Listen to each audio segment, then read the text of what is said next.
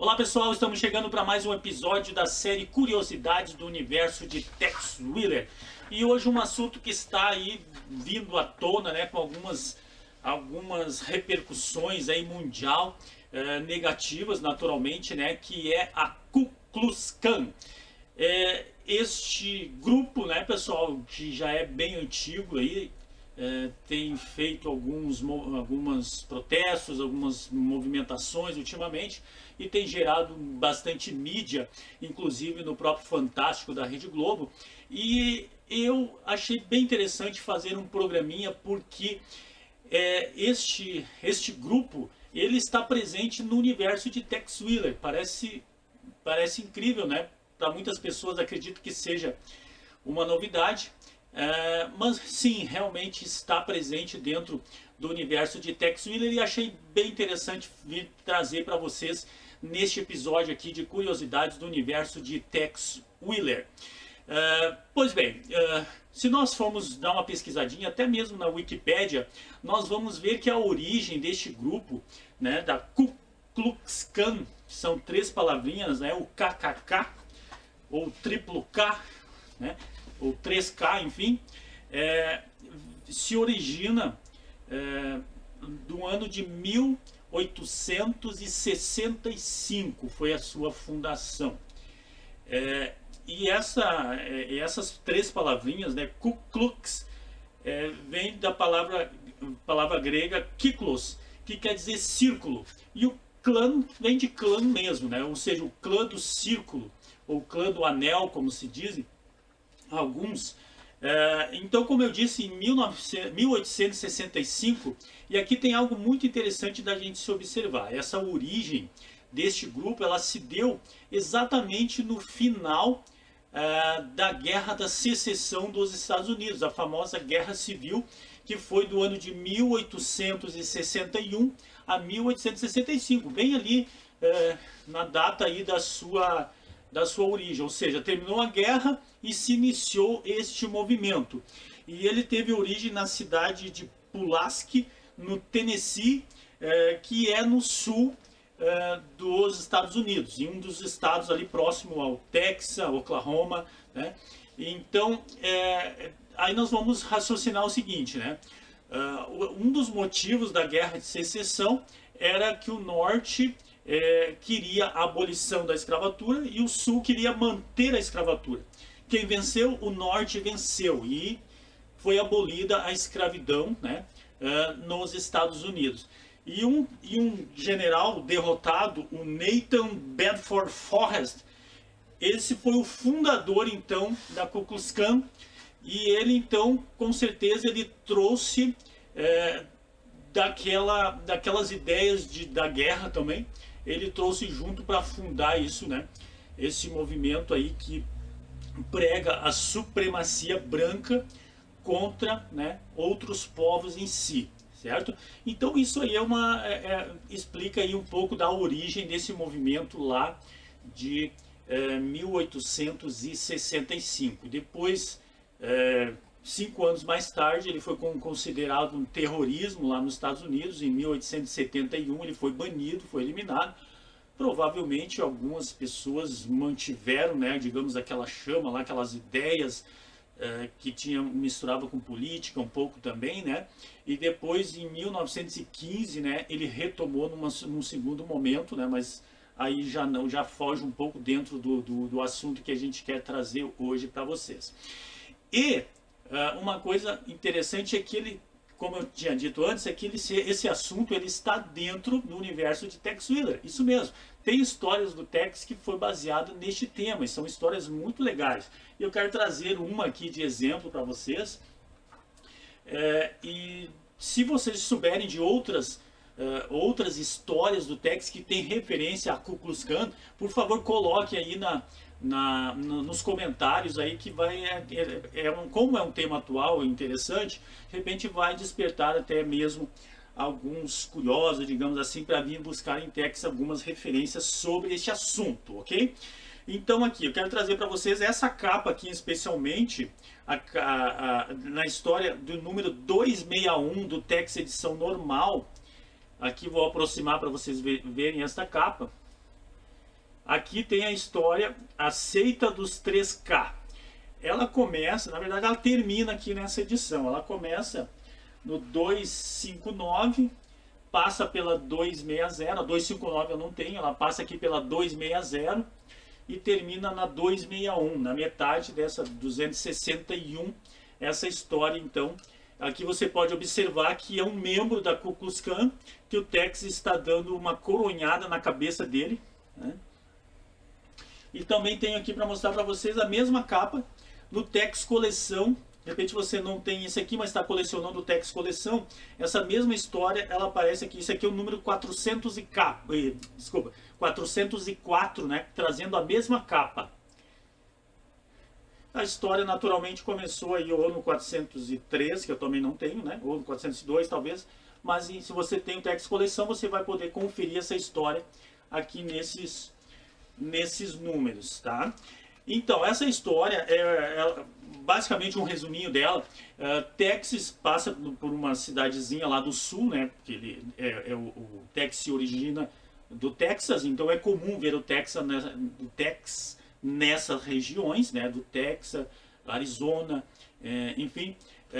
E ele resolve passar numa cidadezinha para dar um abraço, diz ele, num antigo amigo dele, e descobre que o amigo dele morreu. Então ele visita a viúva e daí começa já a aparecer um pano de fundo ali. Tex começa a desconfiar que a morte desse amigo dele foi de causa meio suspeita, enfim, e começa a se interessar pelo caso. E aí acontece que quando o Tex chega indo para este encontro, ele se depara com uma situação hostil com um negro na cidade que expulsam do salão, enfim.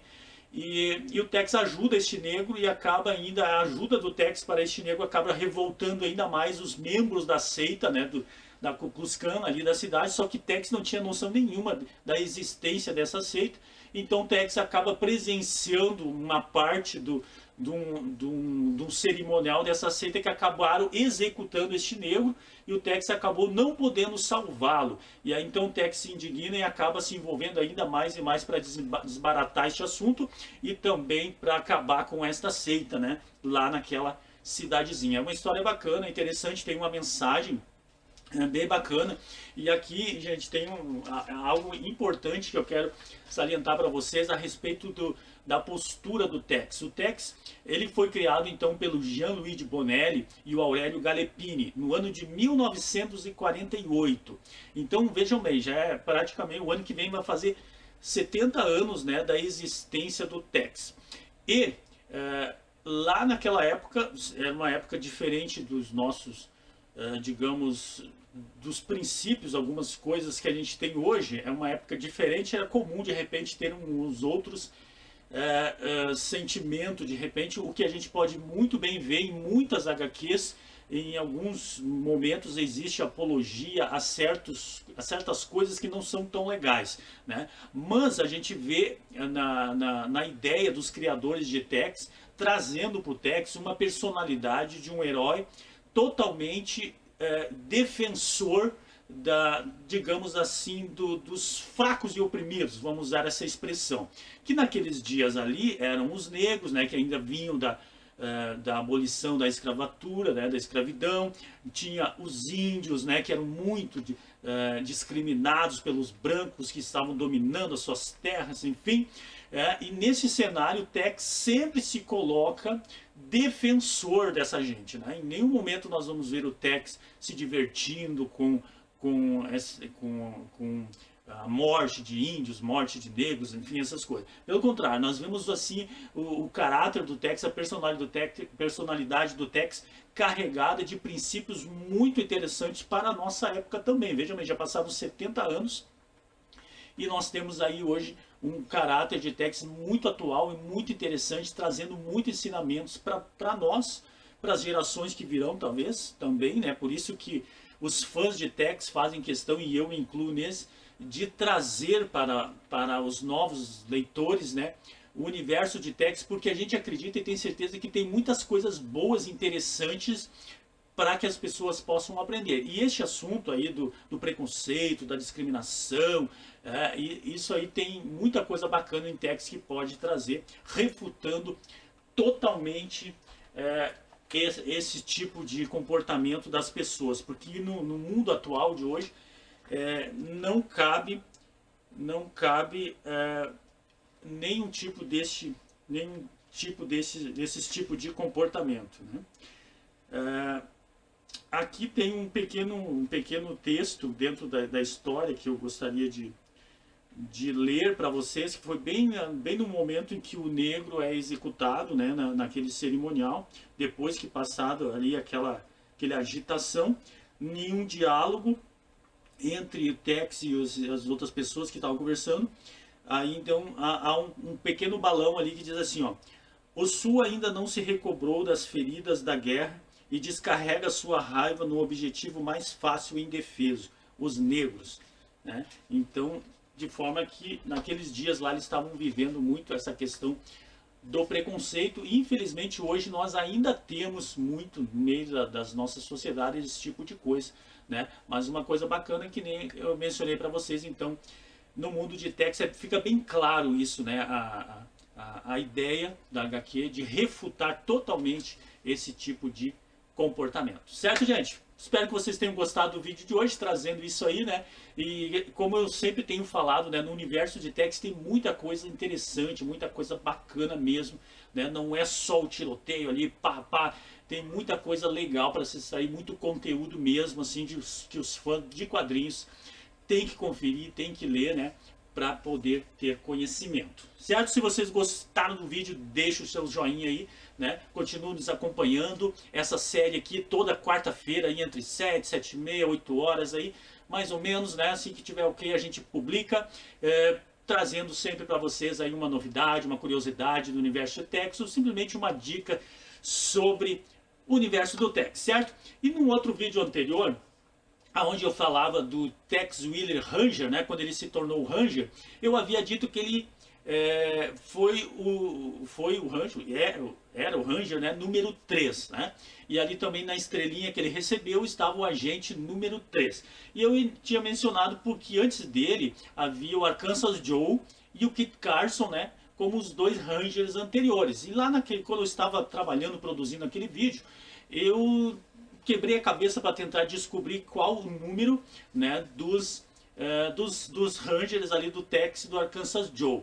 E eu até estava quase desistindo, né, dessa ideia, quando eu me deparei com a informação no Tex edição em cores de número 2, tá?